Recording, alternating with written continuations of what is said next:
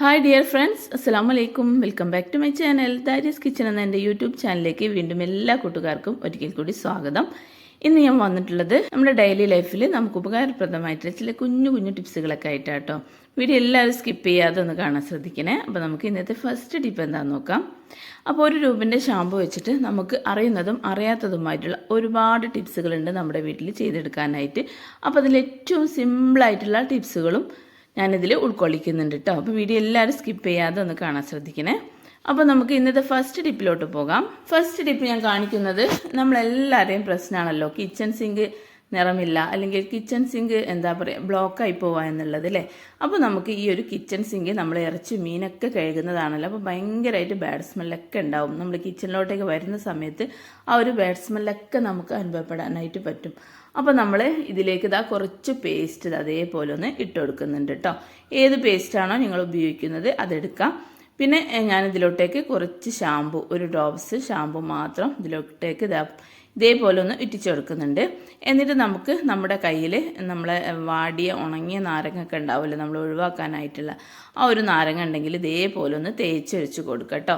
ഇനിയിപ്പോൾ നമ്മുടെ കയ്യിൽ ലെമൺ ഇല്ല എന്നുണ്ടെങ്കിൽ ഒരു സ്ക്രബ്ബർ എടുത്തിട്ട് ഇതേപോലെ ഒന്ന് തേച്ചെടുത്താൽ മതി. ഈ ഒരു സിങ്ക് നല്ല രീതിയിൽ തന്നെ നല്ലൊരു സ്മെല്ലും ഉണ്ടാവും, അതുമാത്രമല്ല നല്ലൊരു തിളക്കവും ഉണ്ടാവും കേട്ടോ. ഇതേ രീതിയിൽ നമ്മൾ ക്ലീൻ ചെയ്തെടുക്കുന്ന സമയത്ത് നമ്മൾ ഇറച്ചി മീനൊക്കെ കഴുകുന്നതാണല്ലോ, അപ്പോൾ ഭയങ്കരമായിട്ട് ബാഡ് സ്മെല്ല് ഉണ്ടാവും ഈ ഒരു സിങ്കിലൊക്കെ.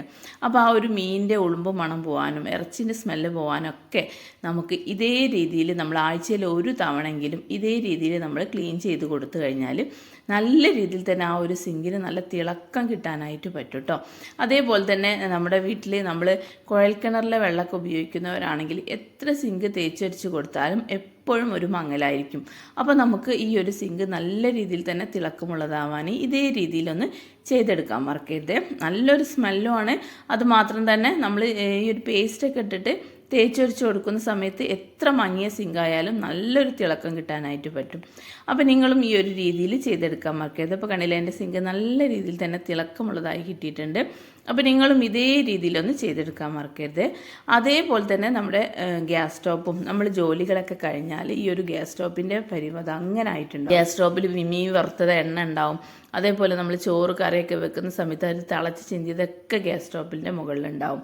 അപ്പോൾ നമുക്ക് ഈ ഒരു ഗ്യാസ് സ്റ്റോപ്പ് നല്ല രീതിയിൽ തന്നെ നല്ല സ്മെല്ല് കിട്ടാനും അതേസമയം തന്നെ ആ ഒരു ഗ്യാസ് സ്റ്റോപ്പിൻ്റെ മുകളിലുള്ള മെഴുക്കും അഴുക്കും എല്ലാം പോയിട്ട് നല്ല രീതിയിൽ തന്നെ ക്ലീൻ ചെയ്തെടുക്കാനും വേണ്ടിയിട്ട് ഇതേപോലെ ഒരു ഡ്രോപ്സ് ഷാമ്പു ഇതേപോലെ ഒന്ന് ഉറ്റിച്ച് കൊടുക്കുക കേട്ടോ.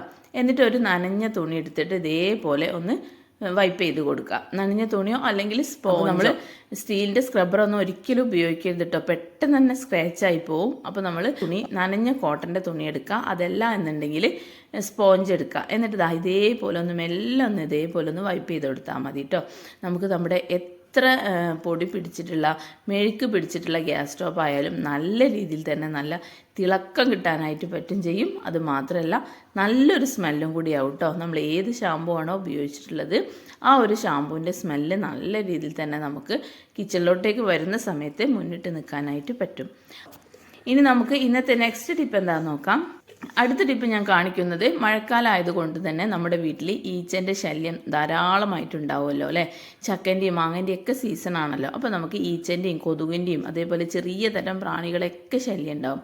അപ്പോൾ നമുക്ക് ആ ഒരു ശല്യം വേണ്ടിയിട്ട് നല്ലൊരു ടിപ്പായിട്ട് ഞാൻ ചെയ്തെടുക്കാൻ പോകുന്നത്.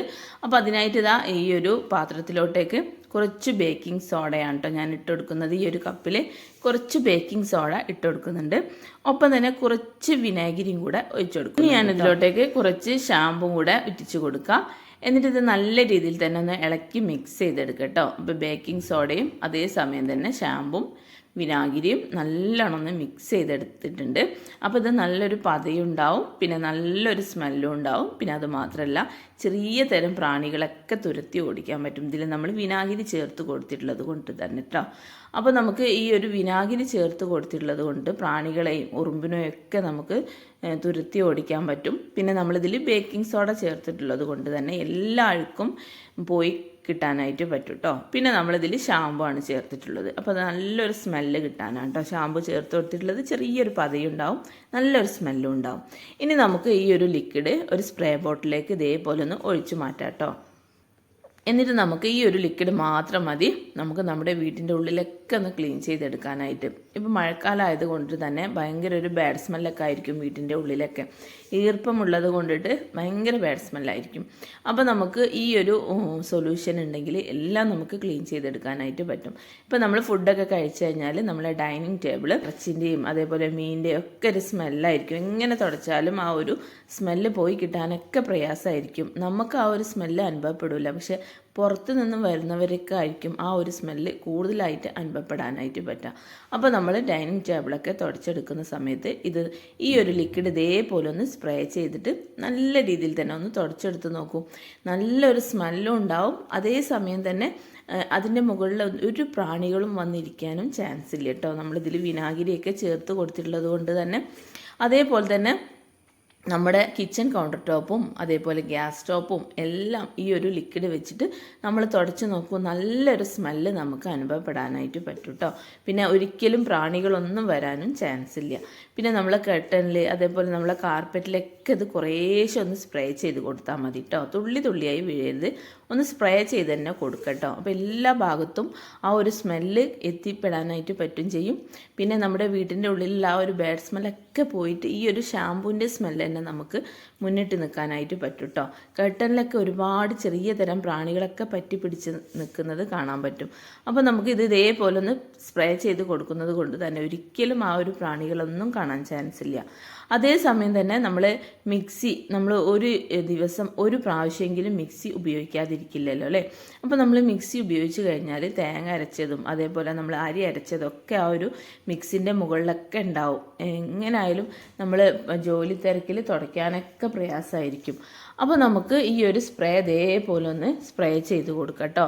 എന്നിട്ട് ഒരു കോട്ടൻ്റെ തുണി വെച്ചിട്ട് നന്നായിട്ടൊന്ന് തുടച്ചെടുക്കാം. മിക്സിൻ്റെ ഈ ഒരു ജാറ് വെക്കുന്ന ഈ ഒരു ഭാഗവും അതേപോലെ പുറം ഭാഗമൊക്കെ ഈ ഒരു സൊല്യൂഷൻ ഒന്ന് സ്പ്രേ ചെയ്തതിന് ശേഷം ഒരു കോട്ടൻ്റെ തുണിയോ സ്പോഞ്ചോ വെച്ചിട്ട് നന്നായിട്ടൊന്ന് തുടച്ചെടുക്കുക. അപ്പോൾ അതാ കണ്ടില്ലേ, ഈ ഒരു ഭാഗത്തൊക്കെ ഒരുപാട് അഴുക്കുണ്ടായിരുന്നു. ഈ ഒരു ജാറ് വെക്കുന്ന ഭാഗത്ത് കൂടുതലായിട്ട് നമുക്ക് അഴുക്ക് അനുഭവപ്പെടാം. നമുക്ക് ആ ഒരു തേങ്ങ അരച്ചിട്ടുള്ള ആ ഒരു മെഴുക്കും അരി അരച്ചിട്ടുള്ളതൊക്കെ നമുക്ക് നല്ല രീതിയിൽ തന്നെ പോയി നല്ല ക്ലീൻ ചെയ്തെടുക്കാനായിട്ട് പറ്റിയിട്ടുണ്ട് കേട്ടോ. അപ്പം നിങ്ങളും ഈ ഒരു രീതിയിലൊക്കെ ഒന്ന് ചെയ്തെടുക്കാൻ മറക്കരുത്. അതേപോലെ തന്നെ ഗ്യാസ് സ്റ്റോപ്പും ഈ ഒരു ലിക്വിഡ് വെച്ചിട്ട് നമുക്ക് തുടച്ചെടുത്ത് കഴിഞ്ഞാൽ ഒരു തരത്തിലുള്ള പ്രാണികളോ അതേപോലെ പല്ലി കൂറൊക്കെ ഗ്യാസ് സ്റ്റോപ്പിലൊക്കെ എഴഞ്ഞു വരുന്നത് കാണാൻ പറ്റും. ഭക്ഷണം തേടി വരുന്നതാണ്. അപ്പോൾ നമുക്ക് ഈ ഒരു സൊല്യൂഷൻ വെച്ചിട്ട് തുടച്ചെടുക്കുന്ന സമയത്ത് നമ്മുടെ വീടും അതേപോലെ വീട്ടിലെ സാധനങ്ങളൊക്കെ നല്ല രീതിയിൽ തന്നെ തിളക്കം കിട്ടും. അതേസമയം തന്നെ നമ്മളെ ഫ്രിഡ്ജിൻ്റെ പുറം ഭാഗം ഒക്കെ ഈ ഒരു സൊല്യൂഷൻ ഒന്ന് സ്പ്രേ ചെയ്തിട്ട് തുടച്ചെടുക്കുക. ഫ്രിഡ്ജ് തുടക്കുന്ന സമയത്ത് എന്തായാലും ഓഫ് ചെയ്തതിന് ശേഷമായിരിക്കണം കേട്ടോ തുടച്ചെടുക്കാനായിട്ട്. അപ്പോൾ ഇതേപോലെ ഇതൊന്ന് സ്പ്രേ ചെയ്തതിന് ശേഷം ഒരു ഉണങ്ങിയ തുണി എടുത്തിട്ട് ഇതേപോലെ ഒന്ന് തുടച്ചെടുക്കുക കേട്ടോ ഫ്രിഡ്ജിൻ്റെ പുറം ഭാഗമൊക്കെ. അപ്പോൾ നല്ല രീതിയിൽ തന്നെ നമ്മുടെ ആ ഒരു ഫ്രിഡ്ജിൻ്റെ മുകളിലുള്ള ആ ഒരു ഈർപ്പവും പോവും, അതേപോലെ പൊടിയൊക്കെ പോയി കിട്ടാനായിട്ട് പറ്റും. ഇനി നമുക്ക് ഇന്നത്തെ അടുത്ത ടിപ്പ് എന്താണെന്ന് നോക്കാം. അടുത്ത ടിപ്പ് ഞാൻ കാണിക്കുന്നത്, നമ്മൾ പപ്പടമൊക്കെ ചില സമയത്ത് നമ്മൾ പാക്കറ്റ് വാങ്ങാതെ ലൂസ് വാങ്ങിച്ചു വെക്കല്ലോ. 300-400 അങ്ങനെ ലൂസ് വാങ്ങിച്ചു വെക്കുന്നവരാണെങ്കിൽ പപ്പടം കേടുവരാതിരിക്കാൻ വേണ്ടിയിട്ട് ഈ ഒരു പപ്പട പാക്കറ്റിൻ്റെ ഉള്ളിൽ ഇതേപോലെ കുറച്ച് ഉലുവ അതേപോലെ ഒന്ന് ഇട്ട് കൊടുക്കാം കേട്ടോ. ഉലുവ ഇട്ടിട്ട് നമുക്ക് ഒരു കണ്ടെയ്നറിലോട്ടേക്ക് അടച്ച് വെച്ച് കൊടുക്കാം. അപ്പോൾ നമുക്ക് പപ്പടം ഒരിക്കലും കേടായി പോകാൻ ചാൻസ് ഇല്ല. ഇപ്പം മഴയും തണുപ്പൊക്കെ ആയതുകൊണ്ട് വേഗം തന്നെ പപ്പടം കേടായി പോകും. അപ്പോൾ നമുക്ക് ആ ഒരു പപ്പടം എപ്പോൾ എടുക്കുന്ന സമയത്തും നല്ല രീതിയിൽ തന്നെ നല്ല പൊളച്ച് വരാനും നല്ല ഫ്രഷ് ആയിരിക്കാനും ഈ ഒരു ടിപ്പൊന്ന് ചെയ്തെടുക്കാൻ മറക്കരുതേ. ഇനി നമുക്ക് ഇന്നത്തെ നെക്സ്റ്റ് ടിപ്പ് എന്താണെന്ന് നോക്കാം. അടുത്ത ടിപ്പ് ഞാൻ കാണിക്കുന്നത്, നല്ല ഒരു സ്വാദുള്ള ചായ കുടിക്കണമെന്നുണ്ടെങ്കിൽ നമ്മൾ ചായപ്പൊടിയിൽ 2-3 ഏലക്ക അതേപോലെ ഒന്ന് ഇട്ട് കൊടുക്കുക കേട്ടോ. ചതച്ചിട്ട് കൊടുക്കണമെന്നില്ല, വെറുതെ ഇങ്ങോട്ട് ഇട്ട് കൊടുത്താലും മതി കേട്ടോ. ഇതേപോലെ നമ്മൾ ഈ ഒരു ഏലക്ക ഇട്ട് കൊടുക്കുന്ന സമയത്ത് നമ്മൾ ചായ കാച്ചുന്ന സമയത്ത് നല്ലൊരു ഫ്ലേവർ തന്നെ നമുക്ക് ഈ ഒരു ഏലക്കൻ്റെ ഫ്ലേവർ നമുക്ക് അനുഭവപ്പെടാനായിട്ട് പറ്റും. അപ്പോൾ നല്ലൊരു ടേസ്റ്റ് ആയിരിക്കും കേട്ടോ ഈ ഒരു ചായ കുടിക്കുമ്പോൾ. അപ്പോൾ നിങ്ങളും ഈ ഒരു രീതിയിൽ ചെയ്തെടുക്കാൻ മറക്കരുത്. ഇനി അടുത്ത ടിപ്പ് എന്താണെന്ന് നോക്കാം. അടുത്ത ടിപ്പ് ഞാൻ കാണിക്കുന്നത്, നമ്മൾ മുളക് മല്ലി മഞ്ഞളൊക്കെ ഇട്ട് വെക്കുന്ന ഈ ഒരു കണ്ടെയ്നർ നമ്മളെപ്പോഴും എടുത്ത് കഴുകാനൊക്കെ നമുക്ക് പ്രയാസമായിരിക്കും.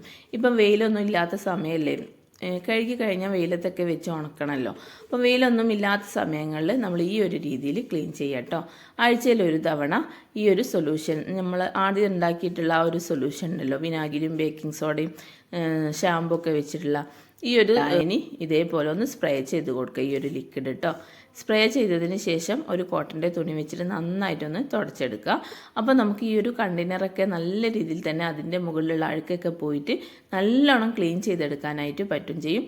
അതുമാത്രമല്ല ഇതിൻ്റെ മുകളിൽ ഒരു പ്രാണികളോ ഈച്ച അങ്ങനെ ഒന്നും വന്നിരിക്കാനും ചാൻസ് ഇല്ല. നമ്മൾ മുളക് മല്ലിയൊക്കെ നമ്മൾ ജോലി തിരക്കിൽ ഇങ്ങനെ കൈ വെച്ചിട്ട് ഇങ്ങനെ അടപ്പൊക്കെ തുറക്കുന്ന സമയത്ത് അതിൻ്റെ മുകളിലൊക്കെ ഉണ്ടാവും പറ്റി പിടിച്ച് നമ്മുടെ കയ്യിലുള്ളതൊക്കെ. അപ്പോൾ നമുക്ക് ആഴ്ചയിൽ ഒരു തവണ ഇതേ രീതിയിൽ നമ്മൾ ഈ ഒരു സൊല്യൂഷൻ വെച്ചിട്ട് തുടച്ചെടുക്കുന്ന സമയത്ത് നല്ലോണം ക്ലീൻ ചെയ്തെടുക്കുകയും പറ്റും ചെയ്യും, ക്ലീൻ ചെയ്യാനായിട്ട് പറ്റും ചെയ്യും.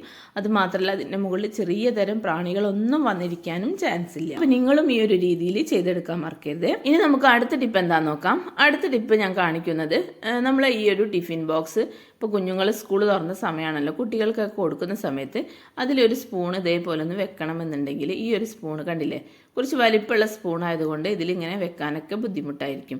അപ്പോൾ നമ്മളിതാ ഇതേപോലെ ഈ ഒരു ടിഫിൻ ബോക്സിൻ്റെ മുകളിൽ ഇതേപോലെ സ്പൂൺ വെച്ച് കൊടുക്കുക കേട്ടോ. എന്നിട്ട് ഒരു റബ്ബർ ബാൻഡ് ഇതേപോലെ ഒന്ന് ഇട്ട് കൊടുക്കുക. ഈ ഒരു ടിഫിനും സ്പൂണും ടച്ച് ചെയ്തെടുക്കാൻ വേണ്ടിയിട്ട് ഇതേപോലെ ഇട്ട് കൊടുക്കുക. അപ്പോൾ നമുക്ക് കുട്ടികൾക്ക് കഴിക്കാൻ സ്പൂണും ആവും. പിന്നെ ബാഗിലൊക്കെ ഇടുന്ന സമയത്ത് സ്പൂൺ നഷ്ടപ്പെട്ടു പോകും, അങ്ങനെയൊന്നും പേടിക്കേണ്ട ആവശ്യമില്ല കേട്ടോ. ഈ ഒരു സ്പൂൺ ഇതിൻ്റെ മുകളിൽ വെച്ചിട്ട് ഇതേപോലെ ഒരു റബ്ബർ ബാൻഡ് ഇട്ട് കൊടുത്താൽ മതി. അപ്പോൾ സ്പൂൺ ഒരിക്കലും വഴുതി പോവേ അങ്ങനെയൊന്നുമില്ല, ടൈറ്റായിട്ട് തന്നെ നിന്നോളൂ കേട്ടോ. അപ്പോൾ എന്തായാലും നിങ്ങളും ഈ ഒരു കുഞ്ഞ് ടിപ്പ് ചെയ്തെടുക്കാൻ മറക്കരുത്. അപ്പോൾ ഇത്രയേ ഉള്ളൂ ഇന്നത്തെ വീഡിയോ. ഇവിടെ വൈൻഡപ്പ് ചെയ്യാൻ പോവാണ്. അപ്പോൾ ഇന്ന് കാണിച്ചിട്ടുള്ള ടിപ്സുകളിൽ ഏത് ടിപ്പാണോ നിങ്ങൾക്ക് കൂടുതൽ യൂസ്ഫുൾ ആയി തോന്നുന്നത് ഒന്ന് കമൻറ്റ് ചെയ്യണേ. അപ്പോൾ ഇത്രയും നേരം എൻ്റെ വീഡിയോ കണ്ട് സപ്പോർട്ട് ചെയ്ത എല്ലാ പ്രിയ കൂട്ടുകാർക്കും ഒരു പ്രത്യേക താങ്ക്സ്. അപ്പോൾ ഇനി അടുത്ത പുതിയ വെറൈറ്റി വീഡിയോ ആയിട്ട് വീണ്ടും നാളെ കാണാം ഇൻഷാ അല്ലാ. Thank you.